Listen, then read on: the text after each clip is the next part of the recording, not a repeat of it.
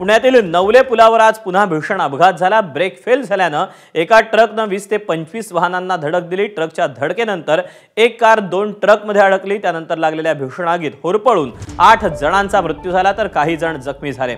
दरम्यान मृतांचा आकडा आणखी वाढण्याची शक्यता आहे।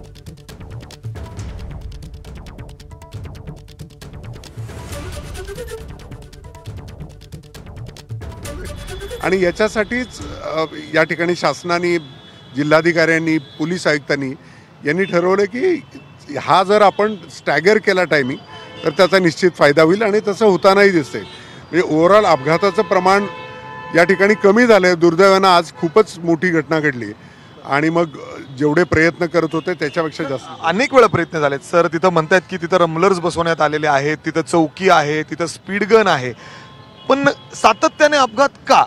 आता जरी आपण हा ट्रक बघितला की त्याचा ब्रेक फेल झालं, अर्थात नियंत्रण सुटलं, काय नक्की करतात ट्रक चालक? न्यूट्रल करतात गाड्या? काय होतं? काच इथंच घडतं सर? नाही, आता हा अपघात का झालेला आहे याची आता तपासणी करणं गरजेचं आहे। RTOची टीम ऑलरेडी आहे, आम्ही वाहनाची तपासणी करू। प्रथमदर्शनी असं वाटतंय की वाहनाचा ब्रेक फेल झाला, कारण साधारण याच्या मागं बऱ्याच गाड्यांना ती गाडी धडकत पुढं आली आणि पुढे येताना ती ॲक्सिलरेट होत नव्हती। म्हणजे ते जेवढी काय माहिती आहे तर ती स्लोपवरनं त्याचा स्पीड वाढत गेलाय आणि कंट्रोल नाही झाली, त्याच्यामुळे ही गाडी धडकलेली दिसते। पण तरीसुद्धा याचा अभ्यास करणं गरजेचं आहे। जेव्हा याची माहिती येईल त्याच्या वेळेला आपल्याशी बोलता येईल। सर, या रस्त्यामध्ये काय चुका आहेत? तुम्ही जसं उल्लेख केला की बोगद्यापासून खूप स्टीप उतार आहे, तर हे बदलायला गरजेचं आहे सर, हे चेंज करणं गरजेचं आहे। इथला ग्रॅडियंट आणि इथलं जे रस्ते आहेत ते असेच आहेत, कारण नॅशनल हायवेने केलेले आहेत, तसे सेफ रस्ते आहेत, त्यांनी ट्रॅफिक इंजिन। दरम्यान या अपघातावेळी नेमकी काय परिस्थिती होती, फायर ब्रिगेडच्या अर्थात अग्निशमन दलाच्या अधिकाऱ्यांनी काय माहिती दिली ती आपण पाहूया।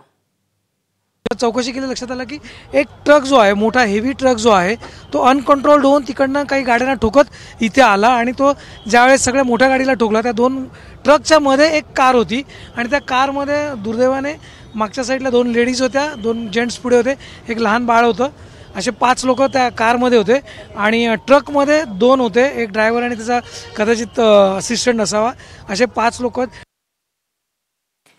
या अपघाताप्रकरणी वेळोवेळी उपाययोजना करण्यात आलेल्या असून तज्ञ समिती स्थापन करून तातडीनं उपाययोजना केला जाणार असल्याचं सांगितलं आहे। पाहूया। हे झालेली दुर्घटना, ही अपघात आहे, हा अतिशय दुर्दैवी आहे। यामध्ये काही 2 मत असण्याचं कारण नाही आणि अपघाताची कारणं जी आहेत तर त्यामध्ये प्रत्यक्ष काय झालेलं आहे हे जोपर्यंत त्याचं छानबीन होणार नाही, चौकशी होणार नाही, तोपर्यंत करणार नाही। परंतु ज्या उपाययोजना तातडीनं कराव्या लागतील त्या प्राधान्यानं NHAI सोबत आम्ही महापालिका आणि सर्व शासकीय यंत्रणा। ABP माझा, उघडा डोळे बघा नीट।